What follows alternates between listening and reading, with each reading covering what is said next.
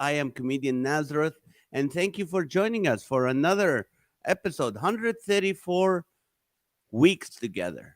There's few weeks where I was either on tour or gone that I couldn't be there, but we've been together 134 weeks. Thank you so much. We've had comedians, mostly comedians on the show to honor the name Laughter for All, but also we had different kind of people, different guests. Last week we had the creator of the Fairly Odd Couples and Nickelodeon different shows with us. The week before we had a coach that teach on nutrition and exercise. The week before we had other comedians, we had pastors, leaders, whoever we can bring that would really pour into your life. That's what we're gonna do. So we're not limited. We don't have any boundaries. What we need to do and what we don't need to do. So, with that said, I had the honor. A few weeks ago, I was in Indiana at the Christian Comedy Association. I got to meet this wonderful comedian who I've seen before, I've heard before, but I never met in person. And he went up and shared his testimony, his life, and really, I mean, comedians don't kind of tear up, but they did, and it was really powerful. And I asked him if he would like to be on the podcast and share with us, and he agreed. So we're honored to have him. Uh, Comedian Isaac Witty has been a stand-up comedian for over 20 years. Has been on a Prairie Home Companion, so wonderful, funny show. NPR, David Letterman show, Conan O'Brien show, and opened for Jim Gaffigan and Amy Schumer. He grew up in church with his family, but something happened in his 20s. While following his career dreams, Isaac quickly completed his task of leaving God behind. Throughout a career, Isaac has developed a quirky style of comedy. Most people don't notice till after the show that they could have brought their grandmother to the show. So please welcome all the way from Minnesota, my friend Isaac Quitty. Hello, Isaac. Hey man, how's it going? How are you? Where in Minnesota are you? I'm in Minneapolis. Uh, yeah, yeah. So I'm playing a comedy club next week called Acme, Yeah. and so yeah, it's a club that I don't know. I moved here to Minneapolis in '99, and it's From really is one of the best clubs in the nation. So it's really cool to be able to play there again. now, where were you born? What state were you born in? Tulsa, Oklahoma. Oh, you were born in Tulsa, Oklahoma. What did your dad do for a living?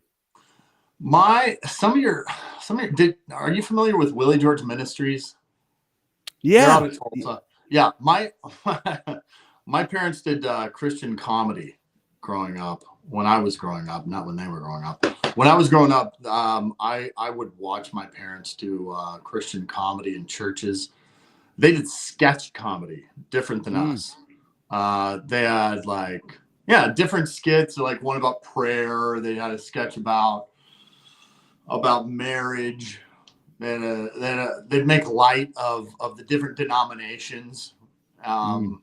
Yeah, but they did it from the time I was a little baby until probably the early 2000s. Yeah. Wow. Were you like when you were younger than a teenager? Were you like proud? Those are my parents up there performing. Oh yeah, big time. Yeah, And then what? they had sound cues. So like they had, and my job as a little kid was to sit in the sound booth, and I would hit the sound cues. And but yeah, I thought it was so cool that my parents were comedians. I wanted to be a comedian one day. You And know, then after you became a teenager, were you embarrassed of them? my dad was a pastor. What Oh, for? They got off the road when I was in the seventh grade, and then they became they took a pastorship in Grove, Oklahoma, a small town near Tulsa. And yeah, my dad would sometimes use. I remember one time he was preaching about the rapture, and, and I remember I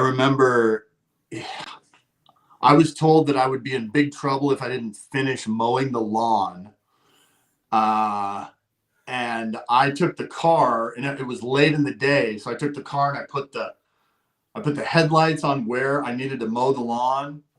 And my dad made some type of rapture comparison, like we need to make sure we're ready type of. I always Yeah. hated when he would make me into his sermon analogies. Now, is that what you wanted to do? Like, is that all you wanted to do? You wanted to be a comedian. You wanted to get laughter like your parents did. I did. Yeah. I remember like when it was in the 8th grade, that's when like Evening of the Improv and Evening of the Improv was on every night. Comic Strip Live every Saturday. I would watch and tape those shows, and I would rewatch them over and over and over again. Yeah, I was a big fan of stand-up back then. I really wanted to do stand-up. So, and your parents were okay with it? They encouraged you to do that? They encouraged me. They really didn't have a choice. I was so gung-ho about it, though. I was watching stand-up all the time. So I didn't really get into it until, when I was 20 years old in 96, when we were in Tulsa. A comedy club opened in Tulsa, and I was at the very first open mic they had. And I got chosen. Soon thereafter, I was chosen as one of the house MCs. This guy named Rich Miller. He was the I guess I could say, it was Dennis Miller's brother. So all of us were really, really enamored that Rich Miller was going to be watching us. And I just so happened to have the best set of my life, like when he was in the room. And it was magical. Yeah. So I got chosen as one of the 4 house MCs. And that's when I started to get to work with some of the guys I used to watch as a kid, like I remember I worked with Bob Zaney. That was a really big deal to me. In Tulsa, like we used to have people come through all the time when I first started that eventually became household names. Daniel Tosh came through all the time. Todd Glass. I worked with him. I worked with Jeff Dunham. Maybe you've heard of him. A lot of big shots came through Tulsa. Now, were you clean at the time? Right? You've always been clean, right? I was always clean. Yeah, that was like a gift I did from my parents. I did not ever want them to hear that I was, cursing or being dirty on stage. Like that was something I looked at as a gift to them. But really, it turned out to be a really good thing I did, because it allowed me to advance faster than a lot of my friends that I started with. Now, were you at the time when you were just open mic night comedian, were you still walking with the Lord, or was it just like that's a culture because your parents were pastors? Right. I didn't. I might have had an experience at youth camp maybe once, but really I just went to church because that's what I was told to do. That's where I had friends. It was never, ever a real thing to me. I never did have that real relationship with Jesus that I claimed to have. Like I even worked for a ministry, for a youth group for a while. If you don't know the difference, you just think everyone's doing this, really, because I just had not had any type of revelation before. Yeah. When was your big break when you felt, oh, this is a good break? Well, I always tell people that my story is not a story of someone who made it big and then tumbled down. It's more like somebody who I was on the cusp of, like, had I decided to start working, had I decided I'm going to work really hard, maybe something could have happened. But yeah, some cool things happened. Like my biggest thing that happened, first thing that happened was when I was on a guest on Prairie Home Companion on NPR. That happened like 2002-ish, around there. Then soon thereafter, I worked with Eddie Brill, who was the booker of The Late Show with David Letterman. And he asked me for tapes, and I eventually got a tape to him that he liked. And I was a guest on The Late Show with David Letterman around 2004. So And that's 8 years into. Wait, you just gonna flow to a comedian who's been doing this 30 years. One of my dreams was to be on the Letterman. Never yeah, happened. So I want to. Can I dig into that experience? sure. How did you feel? I mean, you're gonna be on the Letterman show. I mean, how did you feel? What did you work on? How was it? Well, it, I was, this was in the time when, so it took 3 tapes until I got one to him. And after and he was like, okay, that's the tape. That's the set you'll do on the show. Now wait. And so I waited. And I waited and waited. I think I waited about 3 weeks, I want to say. And then one day my phone rang and it was Eddie Brill. And he said, we just had a cancellation. Do you want to do the show, shoot the show tomorrow, which will air on Friday? And I was like, yeah. And he goes, I wouldn't shame you for saying no if you don't want to, because it's going to be a guest host. And I went, like I was 27 years old. I was like, I want to be on network television. So it turned out to be Tom Green, who was the guest host. And a lot of people say, oh man, that sucks. And I go, well, it could have been worse. It could have been Stephen Colbert. Okay. So we, so then that night, it was Wednesday. That night I flew to New York for my first time to ever be in New York. In New York, and then go do the Letterman. Right. Wow. So I flew in. I think they put me up at the W Hotel in Times Square. I was such an idiot. You know what I did that night? What? Because I went. It's the night before the biggest show of my life, and I was such a drinker back then. I was like, I went out to a bar. I stayed out till like 1 a.m. It was so what? I just want to reach back to that kid and go, what are you doing? So yeah. So the next day, it was Thursday, woke up knowing I'm doing the Letterman show today.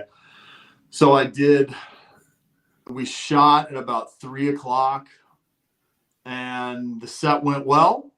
I think I got 3 applause breaks. I think this was back before social media. So it's not like I did the set and then it was all over social media. It was pretty much like, if you saw it, there it was. And if you didn't, all right. That was big. I mean, being on the Letterman show or the Carson at the time, I mean, that's huge. And how much time did you do in there? 4.5 minutes. 4.5 minutes. And it went well. And did you sit on the couch or the... No, there were 4 guests. So it was just like, it was a musician. It was some lady from Star Trek: The Next Generation was in it or something like that. I didn't know any. There was a guy from, I believe, whoever had just won the Stanley Cup. There was a guy, some athlete, hockey guy that I didn't know, but it was just a whirlwind, man. It was like, you want to do it? Here you go. Fly there, do the show. Oh, it's done. And then I was like, you get off stage and you usually feel like, I don't know what just happened. Did you get breaks from it? Like people started calling you or clubs? I got a bunch of colleges. I got a bunch of colleges. Yeah. So that's when it was right before I did Letterman. I think I was introduced to cocaine and when I did Letterman, that got me a bunch of colleges, which allowed me to afford a lot more cocaine. So that was a pretty dark time. So let's get to that dark time, if you don't mind. You were doing clubs. You were a full-time comedian when you did the Letterman. Yeah. But you were from a Christian home. Your parents. You living with your parents at the time or no? No. I was living in Minneapolis. They lived in Tulsa. Okay, so you moved to Minneapolis and you've been drinking. And have that ever stopped you? Like, what when you're doing your show, were you forgetting bits? Did people notice you were drinking or not? I would say maybe maybe every now and then, but it really didn't catch up with me until maybe a couple years after I'd done Letterman. Um, I always say, like, my on stage, it didn't really affect it that much. Maybe I didn't write nearly as much as I should have because I Ah, was partying so often, but I just kept getting more stuff, really. Like, right after I got Letterman, I got a bunch of colleges. I got the Montreal Comedy Festival, which is a really wow. big deal. Yeah, I was in New Faces in 2004. That would have been the time, like, to start working hard, but I partied hard instead. Yeah. I've done cocaine in before. I used to tell a joke. I'm so broke, I don't have a dollar to roll to snort my cocaine. I Right. had the cocaine, but I didn't have the money. But see, it takes one to know one to appreciate that joke. People don't appreciate that. Like, hey, get the joke. I didn't have a dollar to roll. I, but so when did you feel, Isaac? When did you feel? Wait, this is a problem. probably probably right after, probably about 6 months into doing it all the time. Because in New York, when I was flying in and out doing colleges, flying back to New York, I had it was probably yeah, it was probably right after I started making real money. Mm, Because I had 3 coke dealers on my phone. I had I was doing a lot of coke, and I was spending a lot of money on partying. And there would be many mornings when I would get home like, oh no, I did it again. I cannot mm. believe I did it again. And I'd be real hard on myself, but there'd be this real, like, feeling of, like, hopeless feeling, like, I know I shouldn't do this. I've got to stop, but I can't. There's no way I can stop. But did you? Because there's someone listening. I don't know how. There'll be thousands of people listening to this. There's someone listening and saying whatever it is that's they're doing continuously. They know it's wrong. Well, they know but they're thinking it will never catch up with them. What do you say to that person who's like, yeah, I drink and I do some drugs and stuff, but it doesn't hurt me. I'm fine. What do you call it? Uh, Right.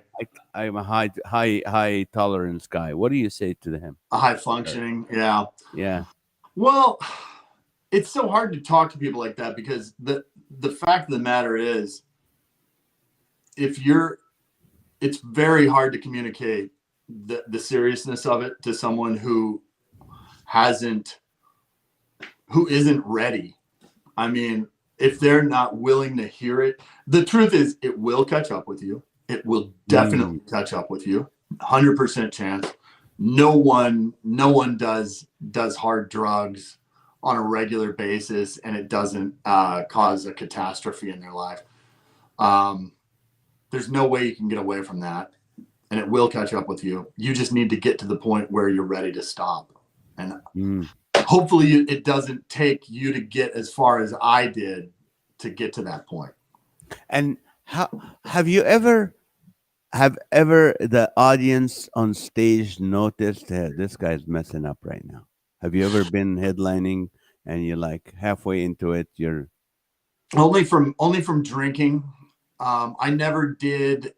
I would drink before I'd go on stage, but I never did coke before I'd go on stage because I was too twitchy and I would think about my nose too much. I right. never did that time. Now later on, I would do Adderall on stage because I felt like Superman on Adderall, but Mm, that's the most I would ever do. But yes, really, the people that would notice the most about me that caused the beginning of my decline was comic friends of mine.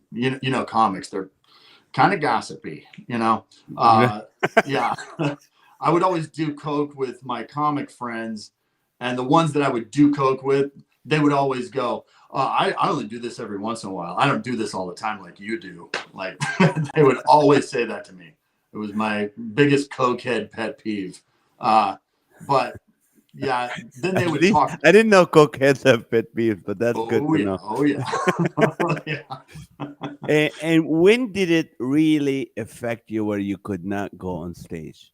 There was a time when when it hit me the hardest was when, yeah, I don't think that, yeah, when Rich Miller approached me about it one time because he was representing me, and he said, Isaac, I hear you're doing a lot of blow, and I denied it.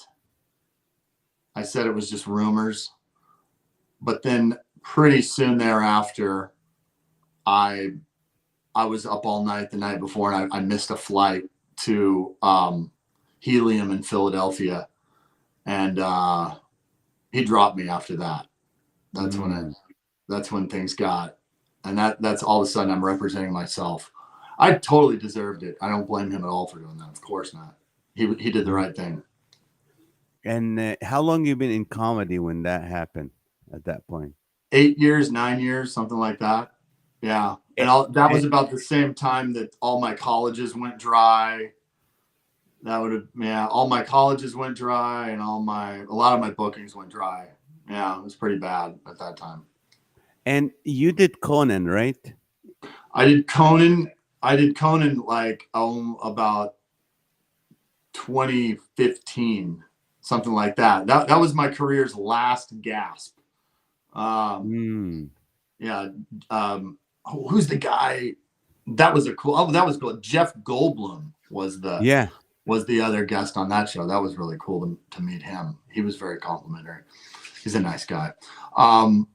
That was like I cashed in a favor and with a friend, and I got on that show, and that was really great. That was the last gasp, and soon thereafter, that was when I I got the opportunity to open for Amy Schumer at Target Center in Minneapolis, which is a giant 10,000 seat venue where she was playing, and that was the real tough show for me. And how did you get that gig? I was at a bar one time, and I saw in the paper that she was going to be in town, and I had made friends with her. Like we actually, there was a time when I used to hang out with Amy Schumer all the time. Like we did the Piccolo Spoleto Festival in Charleston, South Carolina years ago. So we Mhm. pretty much lived in Charleston for like 3.5 weeks. So we got to know each other really well back before she was famous. And she emceed. My friend David Lee Nelson was the middle, and he unfortunately died of cancer a couple of years ago. And I headlined those shows. And yeah, so we got to know each other. So that day, 26/15, I was sitting in a bar, and I texted her. I was like, "Oh, you're playing there? Let's hang out." And she goes, "Want to open for me?" And I was like, "Sure." Yeah, it sounded like a great idea. Mhm. And I'd always, like I'd always had to deal with myself. Like I can mess up off stage all the time. Like my life can be in shambles off stage. But when I get on stage, something happens. I'm always able to pull it off. I'm always Yeah. able to do well when it comes to crunch time. And that night when I was introduced on that show, it was not a good situation. Like Mm. if you play, when you play that type of venue for a big celebrity, they came to watch that person. Um, it was not a good deal to begin with, and then I handled it very poorly probably, and I bombed in front of 10,000 Ooh. people. Ooh. It Ooh. it was really it was a crushing blow to my ego. So like I said, like I'd always thought of myself like I can always pull through in situations like this. And when I couldn't do that, that's when I kind of redefined myself, man. I at that point I in my own head, I was not a comedian anymore. I had failed so badly that I'm not a comedian anymore. I'm just a drug user now. That's kind of what I thought to myself.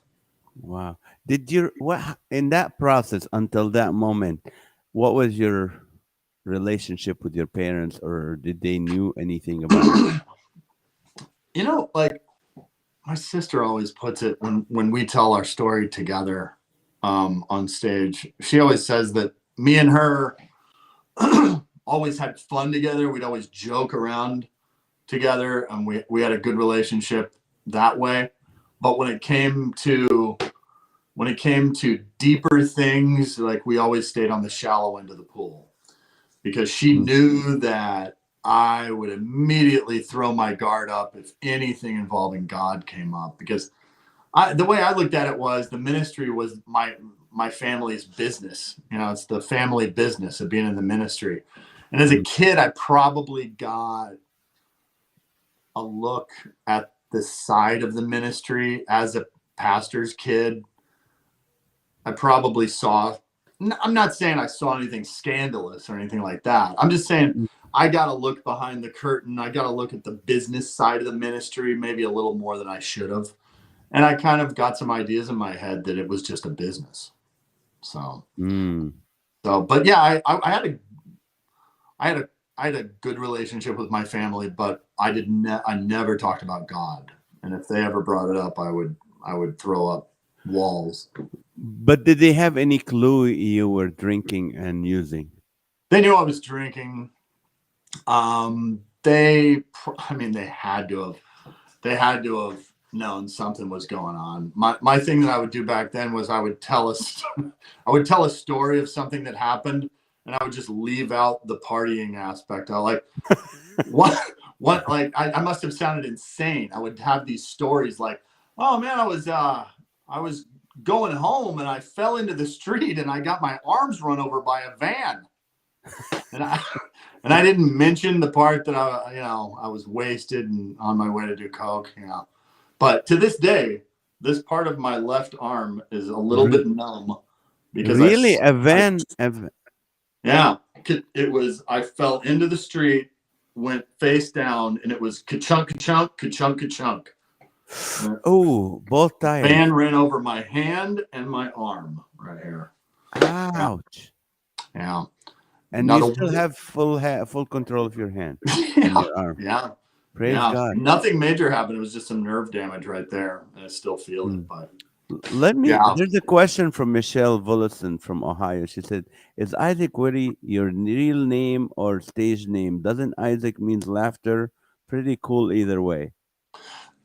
Right. It's my real name. Yeah. That's my real name. What a perfect timing. Since your parents were comedians, so the name Isaac wouldn't be a surprise. And Witty, they probably changed the last name to Witty. And it's like M is my middle initial, so I am Witty. Okay. The day after the night after the Schumer show, you left the arena. Was it like, okay, my dreams are gone, I'm done? What was going through your head at that time, other than I'm a drug? Well, I immediately, dunked my head into a trough of coke right after that show, and it started to not hit the spot like it used to. That's for sure. I stopped pursuing stand-up pretty much altogether. I was humiliated. I felt so humiliated. I didn't want to face the local scene because I think everybody had in the local scene in Minneapolis had found out about my epic fall from grace at that show. I ended up moving back. I ended up breaking up with my girlfriend. We had a breakup at that time, so a lot of things ended. I ended up moving back to Tulsa with my parents for like a second or third time. And then I moved back to Minneapolis about 6 months later, and I just got a regular job. I had always, I got a regular job selling furniture at a place in Minneapolis. And years before that, I discovered Adderall.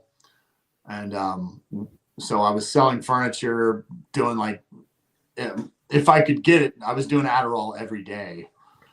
And one day I couldn't find any Adderall, but I could find meth. So it was at the time when I was selling furniture that I discovered meth. And meth it was pretty much a lot like Adderall. For those of you that have in your head that Adderall is anything different than hard drugs, like, you're fooling yourself. Adderall is meth. It is meth. Wow. So I started smoking meth on a regular basis. For Smoking it, not inhaling it, smoking it. It stings too much when you inhale it. It's not like Coke. There's no way you could. I don't know. I guess you could acquire a taste for that, but it stings real bad. So most people smoke it. You put it on tinfoil and you freebase it. Yeah. So of course, like, with meth comes like a lot of porn. Like I became like a real porn addict too, like many people on meth. At home in your with your parents. Okay. Oh no. I was back in Minneapolis. Oh, you're back in Minneapolis. I was back in Minneapolis when I selling furniture. That. Yes, I was a meth head furniture salesman. What kind of feelings about whenever you hear the word comedy? Like, I could have been. Is that, did you live in the past during that time or not? I think at that time I had so given up on myself that I didn't think that there was anything from the past. It was just like, yeah, I ruined it and I deserved it. And I'm a piece of garbage and I deserve what I have now. So I'm just going to sit alone in my apartment and smoke meth. It got that pathetic. So, when did you feel, hey, I am, the pigs are eating better food than me. I could have waited. The servants at my dad's home have better food. I should go back. I guess the closest I could say to that would be when I contacted my sister, and it still wasn't like a I need Jesus situation. It wasn't anything like that. It was more like I had in my head, if I can just get antidepressants and therapy, that's all I need. I had in my head that those are the two things that I really needed to get back on track. So my sister, she knew there was this place called Cornerstone Christian Counseling in Tulsa. And there's this really great therapist, Dr. Neiman, that runs that place. And she was like, I've been to this guy. He's great. Me and Sam will pay for it to send you to him. And I go, I understand he's a Christian therapist, but I don't want to hear anything about Jesus. And they were totally cool with that. They met me where I was, which is exactly what they should do. And what you should do if you're in that situation. So I went on back to Tulsa, and I was so out of it. Like I was going to, like, I wasn't even a big pot guy, but I was going to therapy on edibles just because, like, I didn't even want to face anything. I just wanted to be numb. So I think on my third time to therapy, my therapist had this. You ever been to Christian therapy before, Naz? Not really, but I know. Okay. I know exactly. I mean, well, in therapy, there's often these. That's why I'm here to tell you. Everyone's talking. Why do you think I had it? There's 145 people watching right now live. So. Oh, good. Okay. Hi, everybody. So tell us. It was my third time in therapy when I finally admitted to him that I've been smoking meth for the last 2 years. So he then said, okay, well, that's different. how about this? You stay for 3 months. And in my head, like a price tag started ringing up of all the money my sister and brother-in-law would have to spend, but they were more than willing to do it. Wow. And so I had a fight with my mom. My mom, I went back home. I was saying that this is the deal. He says I need to stay for 3 months, and I don't want to do it because I don't want to put them out on, that much money. And so she was saying you should. I said I'm not. I left in a huff. I got in my car, and I drove off. Just to get out of the house, and I went to a parking lot smoking weed, and I was just a mess. Like I had no money. Like even if there was no going back to Minneapolis, that was all because I couldn't afford to pay rent next month. It occurred to me I really don't have any options, and in my heart at that moment, something, even though it wasn't a salvation moment yet, something very critical, something crucial happened in my head and in my heart. I admitted I needed help. And the gospel, it reminds me, like the gospel is available for everyone out there.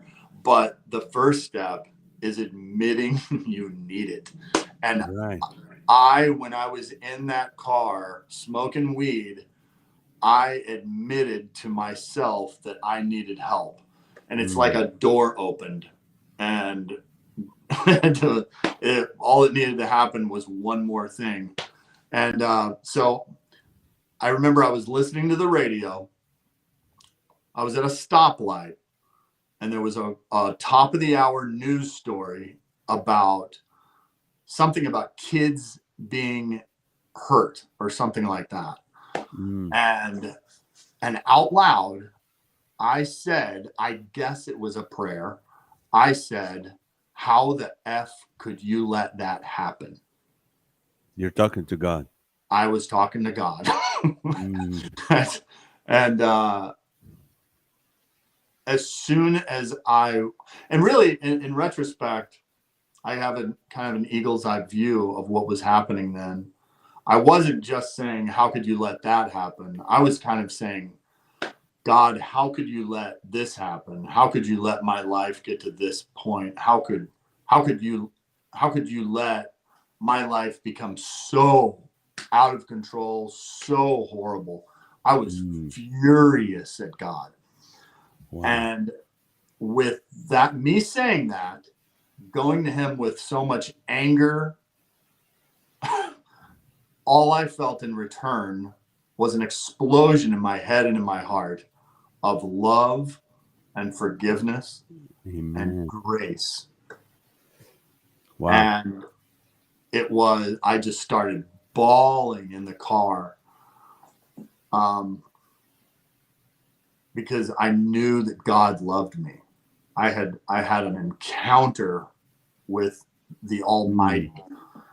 And that was the day, that was the day I invited Jesus into my heart.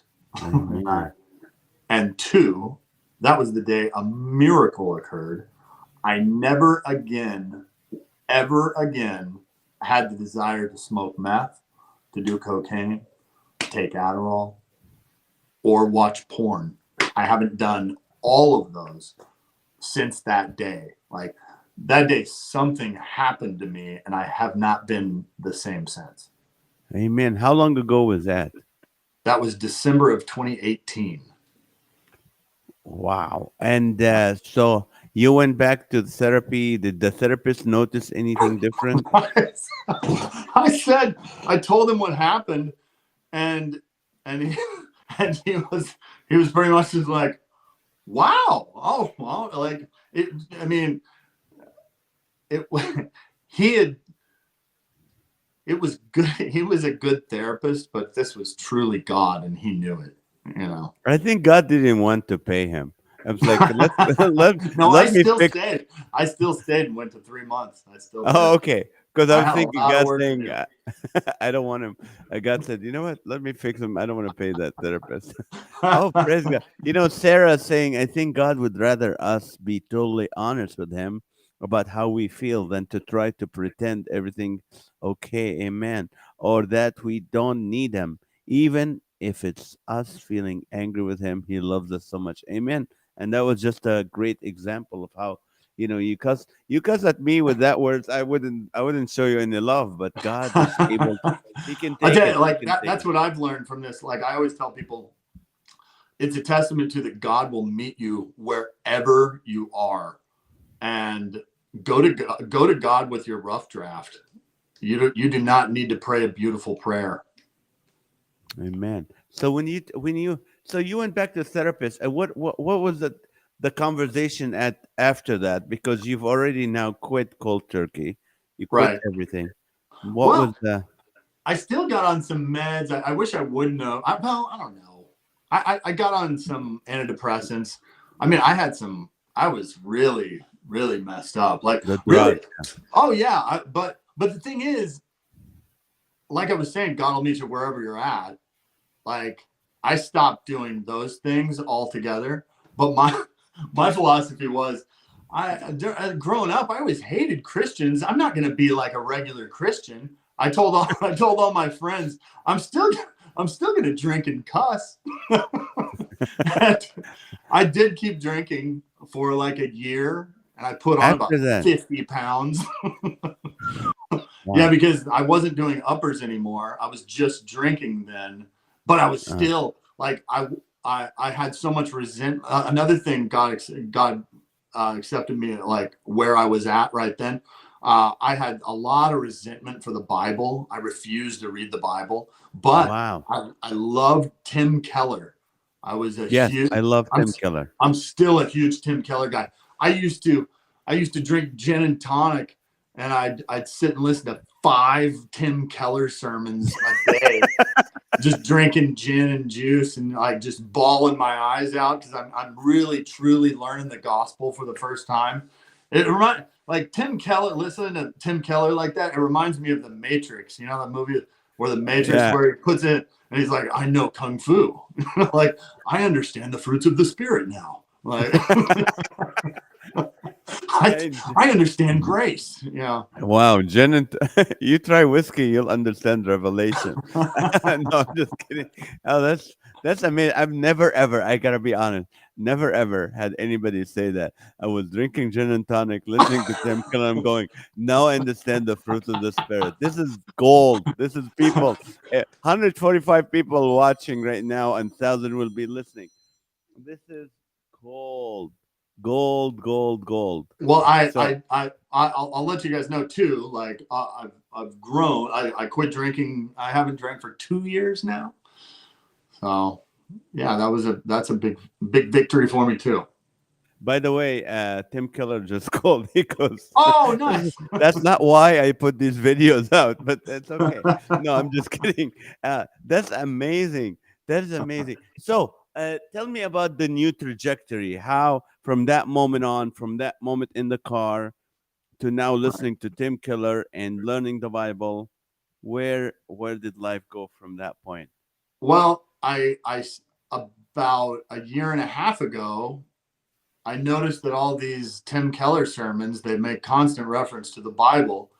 So I thought I'd give that a shot. So now I love, like, I had no idea that you can open the Bible and the words just jump out at you. Like, you can just, there's so much. I love reading the Bible now.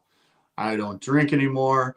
Now, what I really want to do, like, I love doing comedy. You're But back. You're back, right? yeah, yeah, Yeah, good. I love I did a church like I've been doing more churches lately where I'll do my stand up and I'll tell my story, and my trajectory I feel is probably to learn how to develop my story into like a longer form story that's funny and moving, as just like stand up, telling your story is a work, and it's an art as well. And Yeah. I love being able to share my story with people. You're a professional comedian. I tell my story throughout the whole for an hour. In fact, it's just making sure as a comedian, our timing. We know timing, so you always go, okay, I better boom, joke, joke, joke, Right. boom, story, joke, joke, joke, and then there'll be a moment where it's deep crying, like people will want to cry about what they hear, and You then know, you it's go really back hard to though laugh. when you're Go used ahead. to doing stand up and just stand up, and you're not used to talking about something serious. Like when I first started doing it, I'd always have this critic in the back of my head while I'm telling my story, like, you're bombing, no one's laughing. Yep, Yeah. yep. But it's more like in the Christian comedy or in that business, it's not just the laughter that counts, it's the reaction of the emotions. Right. If they're like sad, if they're like crying, if they're like surprised. That's all we comedians don't understand because we want just laugh, laugh, laugh, laugh. Right. But there you can't give them. You still give them that in the beginning. Like personally, in the first half an hour or 40 minutes of my show, I don't share anything. Like it's the stories of my life, but it's in comedy. And then Right. I share my testimony, and sometimes there's comedy in it. And then, but at the end, when I give an invitation, there's nothing funny about it. They know Right. I'm done. But you're right. It takes you all. You're back of your brain going, "You're bombing. They haven't laughed for 3 minutes. You got to do something." Well, that's Yeah. you have an amazing story, Isaac. That's an amazing story. Now, when did you do "Thou Shall Laugh" 3? I did Thou Shalt Laugh. Man, oh man. Sheesh. When would that have been? John Tesh is the nicest guy in the world, by the way. Uh, Yeah. gosh, that would have been, I'm guessing, 2008ish, seven, Oh, something like that. before you quit. Before you Oh quit. yeah, yeah, oh, yeah. I did bananas. Look at the picture of me on my bananas cover. Like my eyes are white because I've been up all night, and I've been up all night, and then I was like, okay, whatever. I'm traveling the next day, so I'll be able to sleep really good the night before the show. And then I realized bananas, when you tape bananas, they want you to wake up real early the morning I did it. that you're doing the show to do radio. And I was like, oh no. But I mean, the show went really well. I pulled it off, but I was a huge cokehead when I did bananas. Wow. I Yeah. did Bananas the third episode, first season, and Uh-huh. I knew I heard your name then, and you were very funny, but I've never met you. And then I lost. I was like, "Where's this guy?" Yeah. So that's amazing. And let's see. So now, what do you call? What is your dreams? What is your dream right now? What would be? Man, I don't know. I guess I want to. I think there's a lot of power in introducing the gospel while making people laugh. Right. And yeah, because people's hearts are open when they're laughing. Right. It was amazing. Like I did a church. I did one of my first. Was it my first? No, it was my second Sunday morning to ever do at this church called the Ark Church in Mays, Kansas, on Father's Day, which is Hmm. funny because I'm not a dad, but they invited me anyway. And after I went up and told my story and like ended on a serious note, the pastor gave an altar call, and people raised their hands. I mean, I'm new at this, and God is using my story, and it's just a Amen. great feeling, If and you I'd have like to do any more of questions. that. If you have any questions, that's my specialty. Is I always get, like I did Father's Day, two services. That's what I do. 99% of my shows, I do an invitation at the end. So this is something. If you're thinking about how is my story and my comedy, you can. There's the door is open so big for that now. They Yeah, want someone who is funny, someone who can have a story, and someone who can able at the end not just make them laugh but give them the hope of Christ. So you are yeah. just prime. God has primed you with that story. And bummer, I didn't do enough cocaine. No, for that. But tell me about your sister. How did she watching you change like that, watching you where you're at now. What is she, what you said she goes on stage with you on sometimes?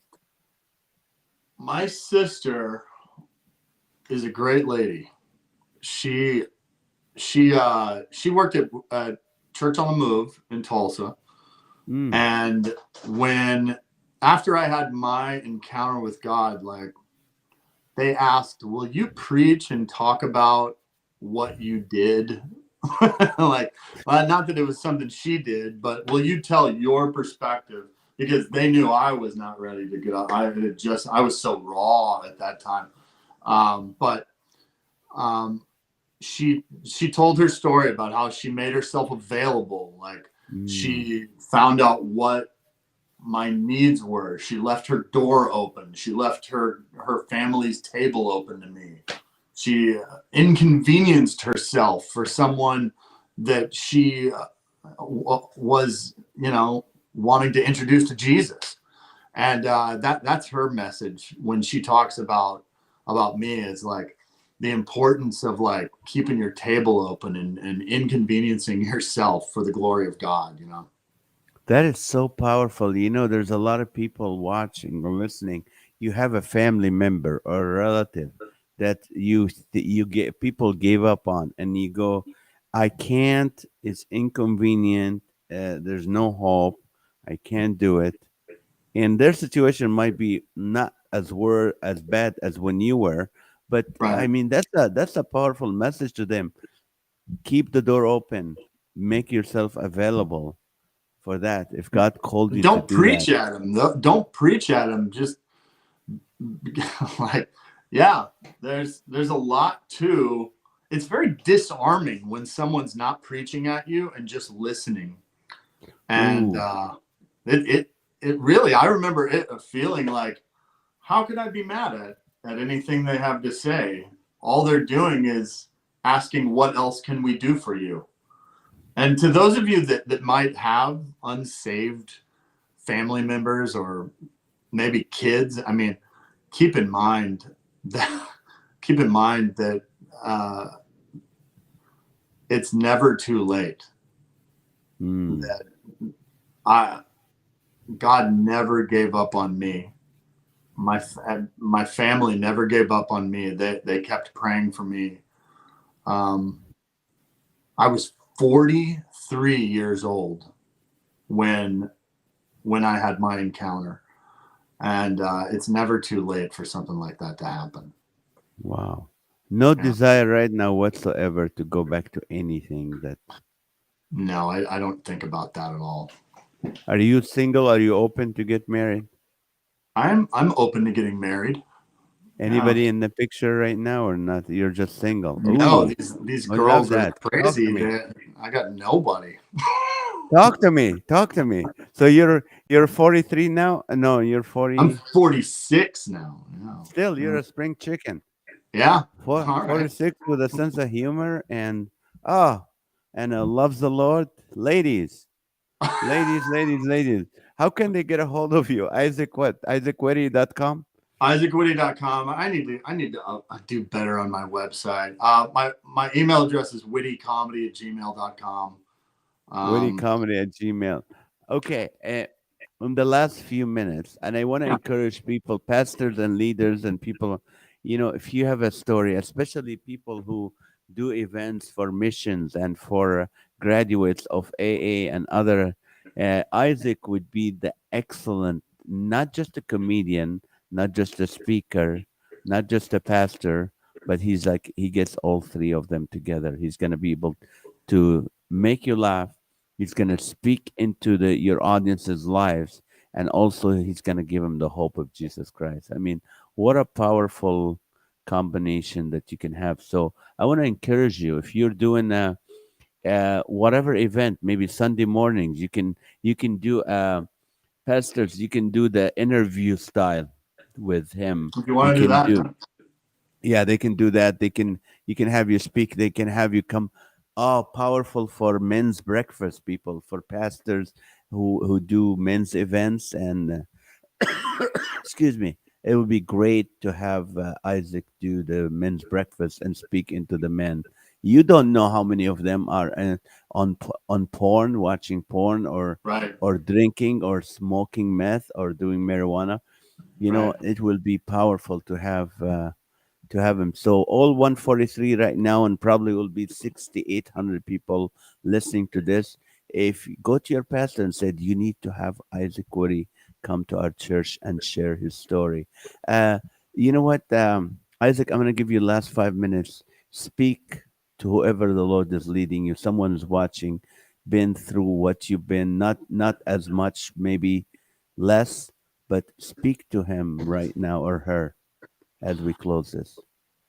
Well, I think my favorite my favorite analogy is, I love that. Have you ever heard somebody? Oftentimes, maybe some fatherly advice that I've heard before is that the true value, like if you're selling a car or a house or whatever, you can say something costs whatever the price you say it is, but the true value of something is what someone will pay for it. And Mm, what really melts me is to think of the cross in those terms, that all the times that we might think that we're not mm, worth anything. Just remember, think of the cross, and that's what your life is worth to Jesus. That's what you're worth to Jesus. You're worth mm. dying for. And that's about, that really gets me. Wow. What about someone struggling to get off whatever is holding them back? What do you say to them? Well, I would say, go, like I was saying earlier, go to God with your rough draft. If you're mad at God, tell him about it. Mm, If you're feeling helpless, tell God about it.